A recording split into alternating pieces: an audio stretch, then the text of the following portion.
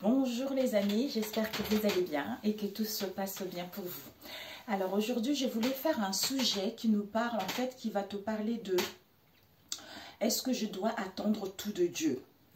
En fait, c'est un sujet assez délicat dans le sens où je connais beaucoup de personnes qui, ça peut être dans tous les genres ça parle de toutes les ethnies, de toutes les couleurs de peau. Mais en général, c'est quand même plus souvent chez nous, les Africaines, en fait, vous voyez. Bon, en fait, est-ce que je dois attendre tout de Dieu? Déjà, ce qu'on nous a fait croire depuis ces dernières années, c'est que Dieu, il est séparé de nous.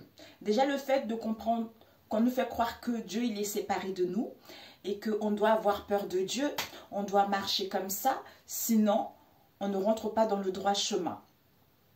Déjà à partir de là, l'image est toute faussée. C'est parce que, comme si on nous a incités à être ainsi pour que nous puissions respecter les règles et pour que nous ne puissions pas avoir cette prise de conscience que nous avons les capacités de créer. Parce que nous sommes les enfants de Dieu, c'est parce que nous avons tous une part de Dieu en soi.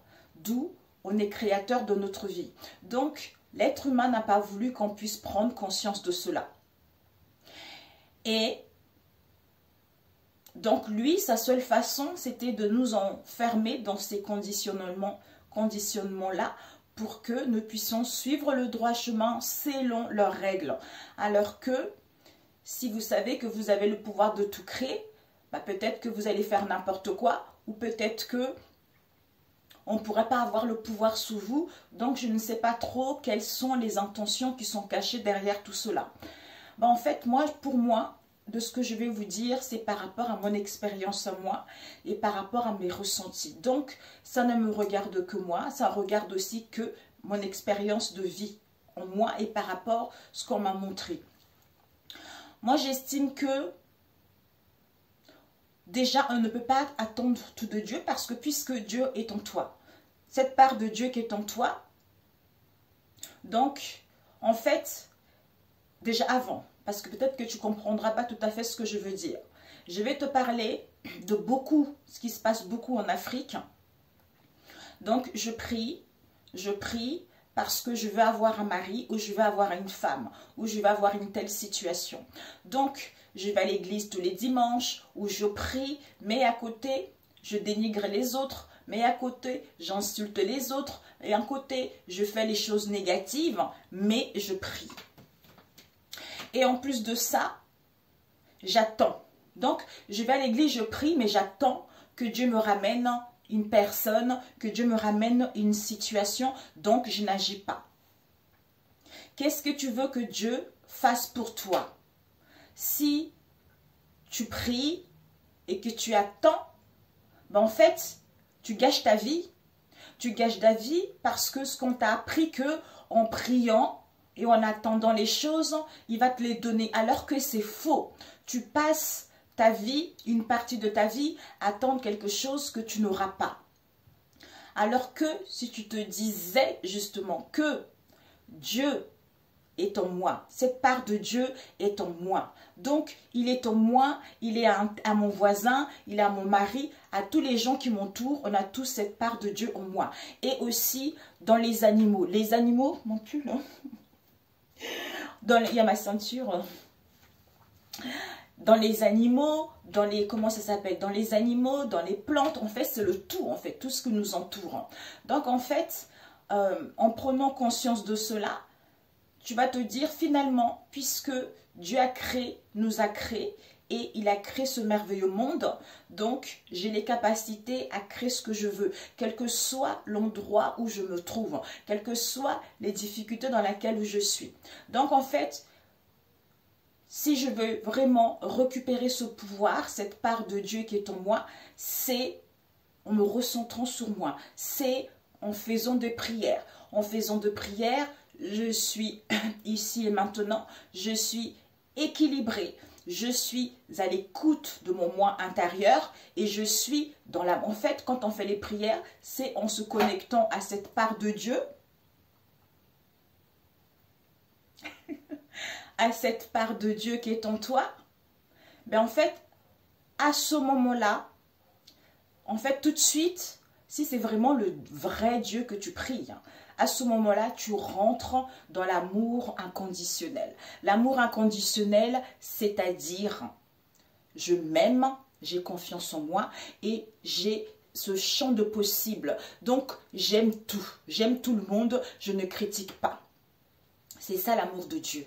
Je ne critique pas mon voisin, je ne juge pas un tel et je comprends que tous les obstacles, toutes les difficultés que je vis en ce moment sont nécessaires, c'est pour que je puisse acquérir la leçon, pour que je puisse, en fait, on est venu ici pour vivre plusieurs expériences de notre vie, aussi positives que négatives, mais c'est nécessaire pour l'évolution de notre âme, hein, pour que dans notre futur, on puisse avoir un meilleur futur, ou pour que dans d'autres vies, on puisse vivre des situations beaucoup plus plaisantes par rapport à ce qu'on a vécu dans cette vie ou par rapport à ce qu'on a vécu dans d'autres vies, tu vois. Donc en fait, ces expériences, ces difficultés sont nécessaires. Donc d'où, quel que soit l'endroit où tu te trouves, serre-toi, tu es intelligente, tu as 2 bras, tu as 2 pieds. Donc, quand tu te connectes à cette part de Dieu que est en toi, en récupérant ce pouvoir, c'est-à-dire, je vais créer ce que je veux réellement, mais en étant dans l'amour. Je pense à telle chose pour que je, en fait, comme si tu as une clarté au niveau de l'esprit, en fait, tu retrouves la sagesse et de l'intelligence. Donc, quand tu retrouves de la sagesse et de l'intelligence, tu as ce savoir, tu as ces connaissances pour pouvoir créer réellement ce qu'il te veut. Donc, à ce moment-là, tu pries, Seigneur Jésus. Peut-être pour ceux qui veulent une femme ou un homme. Seigneur Jésus, déjà, avant de vouloir une femme ou un homme, il faut que je sois dans l'amour de moi-même. Il faut que je sois équilibrée. Il faut que je guérisse de mes blessures. C'est en apportant cet amour vis-à-vis de moi-même, c'est à partir de là. En fait, je baigne tellement dans cet amour, je baigne tellement dans ce bonheur, de ce bien-être, automatiquement, j'attire une vibration qui correspond à cet état dans lequel je suis. C'est-à-dire l'univers où Dieu va faire en sorte de te ramener une situation qui correspond à ce que tu vibres actuellement. Alors que si tu pries, tu te dis, voilà, moi je suis rien, donc je laisse tout à la main de Dieu et je prie, mais je n'obtiens rien. Mais en fait, tu n'obtiens rien. Lui, il entend tes prières, tu vois. Lui, il t'entend tes prières puisqu'il fait partie de toi. Il entend tes prières, mais lui, il ne peut pas te ramener quelqu'un parce que tu es dans l'état d'attente. Tu attends. Le fait d'attendre, donc tu crées le demain d'attente. Le fait d'être dans les problèmes, tu crées les demain dans les problèmes. Donc, en fait, tu attires une vibration qui correspond à ce que tu vis en ce moment, tu vois. Donc, c'est pour ça qu'il y a beaucoup de gens qui ne vont pas réussir à trouver leur mission, à trouver une situation qui leur correspond, parce qu'ils donnent trop leur pouvoir à une personne, on peut l'appeler Dieu, mais ce n'est pas vraiment Dieu, puisque on leur fait croire que c'est Dieu, alors c'est autre chose en fait. C'est peut-être le faux Dieu, j'en sais rien, peut-être c'est le vrai Dieu, mais le vrai Dieu t'entend, mais il ne peut rien, puisque toi, tu as le pouvoir de créer. Donc, si tu demandes de l'aide, je prie pour avoir un mari, à ce moment-là, tu pries parce que tu es connecté à cette part divine, mais tu sors, tu vois. Tu sors, tu vas rencontrer les gens, il faut que tu passes déjà à l'action. Si tu ne passes pas à l'action, en fait, tu n'auras rien parce que ce n'est pas lui qui va envoyer quelqu'un toquer à ta porte. Tiens, je te donne à ma rue une femme en fait. C'est à toi d'entreprendre des choses. Quand tu pries comme ça, lui il a entendu tes prières, c'est à toi d'entreprendre, de sortir, d'aller voir les amis, d'aller voir la famille, d'aller marcher. Tu n'es pas obligé d'être tout le temps entouré du monde. Tu peux même le faire toute seule. Je regarde par là parce qu'il y a mon micro. Tu peux le faire toute seule, tu vois, ou tout seul. Donc, c'est parce qu'en fait, on te met en action parce que tu as prié, c'est par ce biais-là que là-haut, toutes les vibrations s'alignent pour que tu puisses recevoir ce que tu as demandé. Mais si tu pries et que tu attends que les choses s'améliorent, ne vont pas jamais s'améliorer. Parce que par rapport à mon expérience, c'est ce qu'on m'avait dit aussi avant.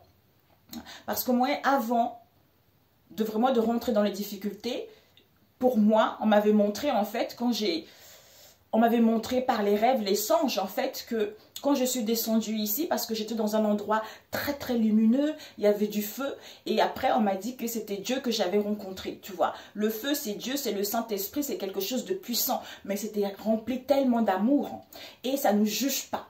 Cet amour-là inconditionnel, on ne le trouve pas dans cette vie. C'est tellement puissant, c'est tellement fort. Et je me suis retrouvée avec les anges.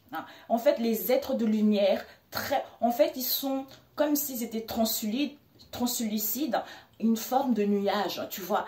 Et ils me parlaient. Ils me disaient des choses. Et à partir de là, ils m'ont dit, en fait, on parlait par la conscience, tu vois. Donc, en fait, ce qu'ils me disaient, comme si c'est par les pensées, la conscience en fait. Il n'y avait pas de paroles. Il n'y avait pas des paroles et j'avais le vision de 370 degrés. C'est-à-dire, il n'y avait pas la différence entre la nature, entre les animaux, avec tout ce qu'il y avait entre moi. Comme si c'est moi. Moi, j'étais ce tout-là. Je pouvais être la maison, la nature. En fait, c'était le tout. Le tout. Les êtres humains. En fait, c'est pour ça que quand je suis arrivée, je me suis dit, waouh! Le paradis, c'est sur cette terre, tu vois. Le paradis, c'est sur cette terre. En fait, on est un. On est un, ça veut dire que je suis Dieu. Parce que Dieu m'a créé, je suis son enfant. Donc, j'ai ce pouvoir de matérialiser ce que je veux. Donc, tout ce qui m'entoure, ça fait partie de moi. Mais notre éducation, ce que la société nous montre, nous fait montrer le contraire, comme si ça nous sépare, tu vois, on nous sépare, on juge des gens, on juge des situations, tout ça. Après, je me suis dit, mais qui a inventé? Parce qu'il y a les posters, tout ça. Moi, j'ai un chapelet, mes amis. J'ai un chapelet, tu vois, qui est là, que je porte souvent. Ce chapelet-là, je l'ai toujours, j'en ai plusieurs, mais je porte plus celui-ci. C'est la seule chose que j'ai au niveau des chapelets. Parce qu'avant mon voyage, d'ailleurs, la médaille de la Vierge Marie aussi. Avant mon voyage, que mes songes là en question, je voulais acheter un grand poster comme je vois chez certaines personnes, chez ma famille, tu vois. Un grand poster pour mettre à l'entrée de ma maison. Et après, j'ai réfléchi tout ça. Et quand je suis descendue de mes songes là en disant, waouh, le paradis sur cette terre, finalement, on est tous un.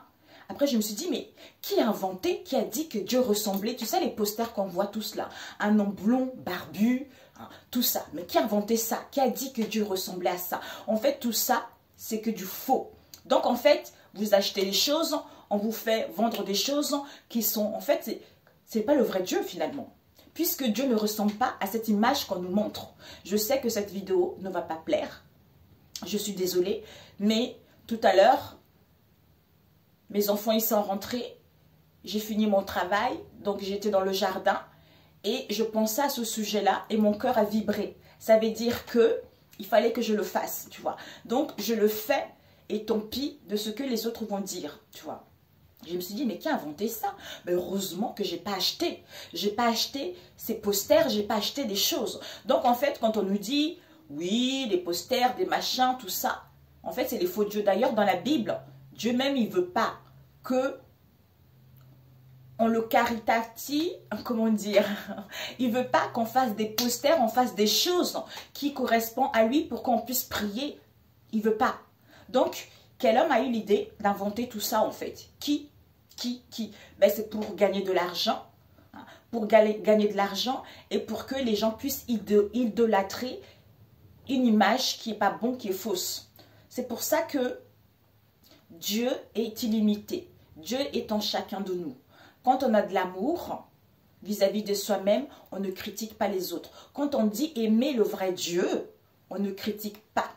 Que tu sois pauvre, que tu sois riche, que tu sois n'importe quoi, tu ne critiques pas parce que tu sais que la personne que tu critiques, tu sais que la personne que tu dénigres, il y a Dieu à l'intérieur de lui ou de elle aussi, tu vois. C'est ça, en fait, ce que je voulais dire. Donc, c'est un peu ambigu parce que il y a beaucoup de personnes qui servent de l'image de Dieu pour justement acquérir de la gloire et faire croire aux gens que c'est Dieu. En fait, non, ce n'est pas Dieu, parce que Dieu, il n'est pas là pour juger, en fait. Dieu n'est pas là pour juger. C'est à nous, les êtres humains, à comprendre que toute que tu sois, par exemple, tu es en Afrique. Tu es en Afrique, tu as une situation difficile. Hein. Tu as une situation difficile, c'est parce que c'est ta perception. C'est ta perception et c'est par rapport à ce que tous les gens qui vivent en Afrique. Parce qu'en Afrique, c'est ça. C'est les croyances, ils sont très très fortes ou ailleurs aussi. Hein. Mais pour réussir, il faut aller faire de la magie, il faut faire ci pour réussir. Mais, alors que tu es un enfant de Dieu. Si on te disait que tu es un enfant de Dieu, donc quel que soit l'endroit où tu as les bras, tu as l'intelligence à comprendre que ce que tu vis en ce moment-là, tu as le pouvoir de transformer cette situation vers ce qui te tient réellement à cœur. C'est parce que tu dois vivre cette situation, peut-être que dans d'autres vies, tu n'as pas fini quelque chose, d'où ça se répète ici, pour que tu puisses terminer cette situation indélicate, mais qui est nécessaire pour que tu puisses aller vers ce qui te tient à cœur. Mais les obstacles ne vont pas s'arrêter, c'est parce qu'il y a toujours des choses, il y a toujours des choses il y a toujours des expériences. En fait, ce n'est pas des obstacles, ce n'est pas des difficultés, mais nous, on le voit ainsi parce que c'est ce qu'on nous apprend, tu vois. Ce sont les expériences de la vie qui te permettent d'évoluer, qui te permettent une élévation pour que ton futur puisse être meilleur ou pour que tu puisses, dans d'autres vies, trouver une situation beaucoup plus confortable. C'est-à-dire à assimiler la leçon. Assimiler la leçon. Donc, quel que soit l'endroit où tu te trouves, tu as les capacités à obtenir une situation confortable. Mais, personne ne le dit, hein, puisque on préfère te voir plus bas, on préfère te voir plus triste, ou à ce que tu utilises les choses négatives pour réussir, alors que ces choses négatives, tu sais, le karma. Le karma, c'est quoi? C'est l'action, c'est les pensées. C'est-à-dire, ce que tu vis en ce moment, c'est parce que dans le passé, tu as passé les actions, tu as pensé à une situation ou dans d'autres vies, il y a des choses à assimiler. D'où, en prenant conscience que ce mal-être, cette tristesse, ces souffrances que je vis en ce moment, c'est parce que dans le passé, j'ai dû faire une action, j'ai dû penser négativement, d'où cet état d'être dans lequel je suis. À ce moment-là, tu fais attention à tes pensées. À ce moment-là, tu profites d'ici et maintenant pour que tu puisses faire des bons choix, pour que le demain puisse être meilleur pour toi, tu vois. Mais si tu ne fais pas de bons choix et que tu restes dans la négativité en faisant du mal aux gens, tu vois, action. En fait, tu penses à, tu fais ça, ben tu vas récolter ça. Comme on dit, aide-toi et le ciel t'aidera. En fait, c'est ça. La loi karmique, c'est ça. Donc, en fait, si tu fais quelque chose, même si c'est négatif, en fait, même si tu fais une faute dans le passé, mais cette faute-là, ça n'a pas heurté quelqu'un, donc, ce n'est pas grave. Tu vas récolter quelque chose, mais ce n'est pas grave. Par contre, si tu as fait quelque chose délibérément pour nuire à une personne, ben là, le retour du bâton, ça peut être quelques mois, quelques années plus tard ou dans d'autres vies. Et là, ça va être chaud pour toi, tu vois. Mais là, tu ne vas pas comprendre. Tu ne vas pas te dire, oui, c'est parce que j'ai fait du mal à un tel ou c'est parce que j'avais pensé ainsi, d'où je vais récolter ce que j'ai semé. Tout de suite, quelque chose de négatif. Tout de suite, quelque chose... Dieu m'en veut, Dieu me punit, tout ça. Ben non, Dieu ne nous punit pas. Dieu ne nous juge pas. Dieu nous a laissés ici parce que, en fait, pour que nous puissions prendre connaissance de... J'ai oublié. Ah, zut. J'ai oublié. Pour que nous puissions prendre connaissance des conséquences de nos choix. Voilà, les conséquences de nos choix. C'est-à-dire, aujourd'hui, mon demain sera meilleur par rapport... J'obtiendrai des conséquences du choix que j'ai fait aujourd'hui et de mes actions que je fais aujourd'hui. Tu vois. Donc, en fait, c'est ça. Par exemple, si tu fais... Peut-être même que le fait d'avoir fait du mal dans le passé ou dans d'autres vies, tu vas récolter quelque chose similaire, plus ou moins grave. Tout dépendra de la gravité de cette situation et de ce mal que tu as eu. Tu vois, c'est ça, parce que des gens, ils oublient en fait. Ils disent, ouais, donc comme dans le monde de la société actuelle, c'est l'argent. Donc, ils oublient que on est là pour se matérialiser. On est là pour gagner les expériences. En fait, pour vivre les uns et les autres, en allant vers le partage. Hein. Donc, de bannir l'ego, les peurs, parce que tout ça, c'est les énergies négatives, en fait. Les peurs, les angoisses, les critiques, l'inquiétude, la tristesse, tout ça. Mais c'est positif puisque ça nous montre que quand on est dans cette instabilité émotionnelle, cette tristesse, ce mal-être, c'est parce que on n'est pas sur la bonne voie, ou on n'est pas sur la bonne route. Par contre, si on retrouve la joie, le bonheur, on est bien, on ne critique pas, on ne juge pas. Mais c'est difficile aussi de retrouver dans cet état, mais en le pratiquant tous les jours, ça commence à s'imprégner et à ce moment-là, ça devient une habitude. Si tu le fais 2 jours, 3 jours, ça va marcher, mais après tu vas lâcher le fait de dire « ouais, je suis bien, tout ça, donc je lâche ». Ben, en fait, le mental, il n'a pas eu le temps d'assimiler tout ça. Donc en fait, quand c'est comme ça, il faut t'opposer. Qu'est-ce qui se passe? Pourquoi je sens cette situation instable? Hein? Donc, pourquoi il y a des blocages qui m'empêchent d'avancer? Pourquoi je n'y arrive pas à prendre des décisions? Pourquoi je n'arrive pas à obtenir quelque chose? À ce moment, en te posant cette question, hein, c'est-à-dire, tu te poses cette question et en priant, en te connectant à cette part de Dieu qui est en toi, en prenant du recul, parce que si tu veux avoir des messages de cette part de Dieu qui est en toi et de ton âme, si tu es tout en train de faire la fête, si tu es tout le temps dans des situations où tu regardes plein de choses en même temps, tu es en train de critiquer les gens, tu n'auras pas des messages. Parce que ton mental, il n'est pas apaisé, tu vois. C'est parce que tu n'es pas dans l'amour. Donc, alors que si tu te poses ce genre de questions, tu te recentres sur toi, tout en étant dans l'ouverture vis-à-vis des autres. La méditation, aller marcher, faire quelque chose qui te détend. C'est à ce moment-là que tu vas comprendre des choses. C'est à ce moment-là que tu vas comprendre des choses parce que tu te diras « Waouh !» Finalement, c'est moi-même qui crée mes difficultés, c'est moi-même qui crée les souffrances. C'est dur de l'accepter, mes amis. C'est dur de l'accepter, mais c'est la vérité. C'est la vérité si vous voulez changer votre destinée, si vous voulez changer votre karma. Parce que le karma, ce n'est pas définitif. Tu as le pouvoir de le changer. Tu as le pouvoir de créer ce qui te tient à cœur. Mais il faut le savoir. Donc, en fait, c'est triste. J'entends beaucoup de gens qui disent « Oui, moi je prie, j'attends que Dieu me donne un homme, me ramène une situation. » Ben, en fait, tu ne l'auras pas.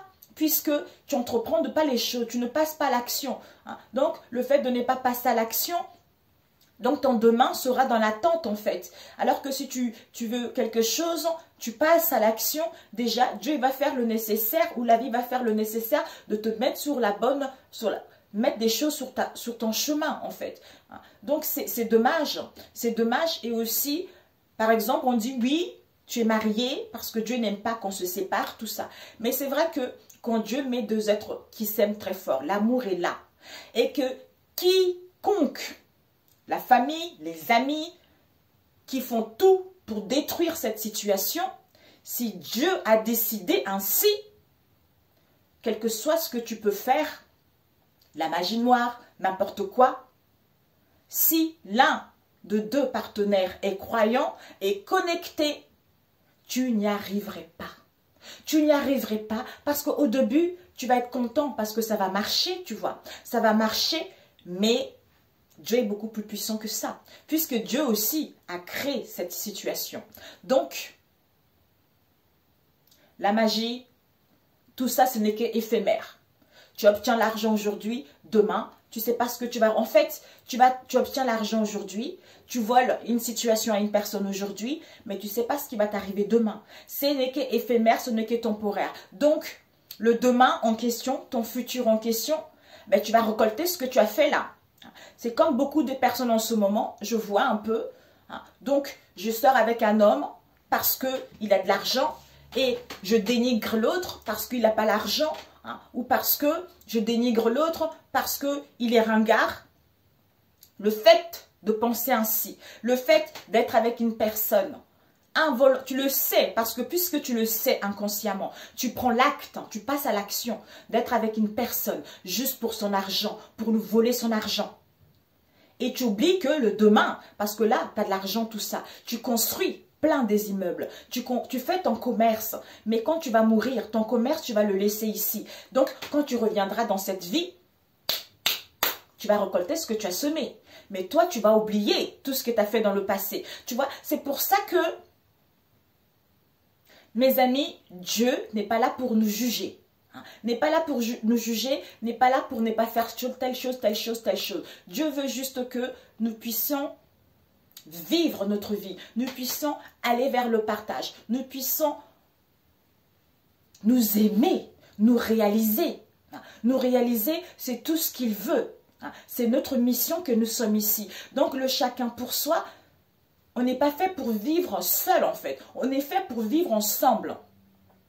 Pour vivre ensemble, pour marcher main dans la main. Mais c'est dur encore. C'est dur parce que c'est dur encore dans le sens où on essaye de nous monter les uns et les autres. Tout ça, c'est tellement malsain. Donc, je ne sais pas. Je ne sais pas. Parce que c'est pour ça que je voulais absolument faire ce sujet. Voilà, je voulais parler aussi du mariage. Ça m'est sorti tout à l'heure. C'est-à-dire, oui, je n'ai pas envie de... j'ai plusieurs sujets qui me viennent comme ça, tu vois. Je n'ai pas envie, il y a plusieurs. Je n'ai pas envie de divorcer parce que je me suis mariée à l'église, parce que Dieu ne veut pas qu'on divorce. Dieu veut, puisque tu es Dieu, tu vois. Donc, Dieu veut le meilleur. En fait, toi, le meilleur qui est bon pour toi est bon pour Dieu. Donc, Dieu n'a pas dit, dans la vie, c'est comme ça. Il y a toujours des épreuves. Aujourd'hui, on est marié, ça va bien, et demain, ça ne va plus. Donc, quand ça ne va plus, on part à autre chose, tu vois. Donc, il n'interdit pas ça. Il n'interdit pas de profiter avec la personne qu'on aime au niveau sexuel, donc de faire les plaisirs, n'interdit pas de boire du champagne, n'interdit pas d'écouter de la musique. On est libre de faire ce qu'on veut. C'est parce que c'est l'homme qui a inventé ça pour que l'être humain ne puisse pas faire ce qu'il veut, tu vois. Donc en fait, c'est quelque chose qui est en contradiction avec la vraie religion de Dieu, tu vois. Aujourd'hui, je peux boire du champagne et demain... En fait, il faut que ça soit toujours un juste équilibre. Il ne faut pas qu'il y ait trop d'excès. Il ne faut pas qu'il y ait trop d'alcool et pas d'eau, trop de ci et pas ça. Un équilibre. Tu sais ce qui est bon puisque tu as l'arbre de la connaissance, c'est-à-dire à savoir ce qui est bon, ce qui n'est pas bon pour toi. Donc, j'ai connaissance que si je bois trop de vin, ça ne serait pas bon pour mon corps. Donc, j'essaye de mitiger pour justement retrouver mon équilibre. Je sais que quand il va y avoir une fête, je vais m'amuser, je veux boire, je vais faire la fête. Mais le lendemain, je sais que je vais me restreindre pour faire du bien à mon corps. Tu vois? Donc, on a tous le libre arbitre. Dans ce qu'on nous fait croire là, c'est tellement, totalement faussé. J'ai un oncle qui est décédé maintenant, que la paix soit son âme. Il a passé ces dernières années à prier, à attendre. Il est mort comme ça. Et maintenant, je pense qu'il le regrette. Il le regrette parce qu'il aurait tellement voulu faire plein de choses, vivre tellement de choses, parce qu'on lui a fait croire des choses qui sont complètement faussées. Donc, il a prié, il a prié, il a prié, et il n'a pas profité de la vie, tu vois. Donc, il n'a pas vraiment profité de la mission qu'il est venu faire dans cette vie, tu vois. C'est pour ça que tu peux prier, mais vis, quoi. Vis parce que Dieu te demande de vivre. Tu es ici pour vivre, pour montrer ta lumière aux autres, pour montrer ton soleil aux gens et te réaliser. Et non d'où tu reçois, d'où tu reçois en retour ce que tu as fait, en conséquence de tes actions. Donc si tu sais que bon, là, tu vas faire, tu es conscient, tu dis voilà, je vais voler un tel. Je vais voler, même si tu es dans les situations difficiles, je suis désolée mes amis, c'est comme ça, même dans les situations difficiles, parce que, oui d'accord, je suis pauvre, j'ai pas d'argent, donc je vais aller voler un tel, et comme ça, Dieu va comprendre que c'est, il va me pardonner, mais non, tu es pauvre. Disons, il n'y a même pas la pauvreté en fait, ok, tu n'as pas des moyens, pour l'instant, c'est parce que tu te crois limité. Parce que tu te crois que cette situation, tu ne peux rien faire. Alors que je te dis, la situation dans laquelle je suis, j'ai cette part de Dieu en moi, Seigneur Jésus.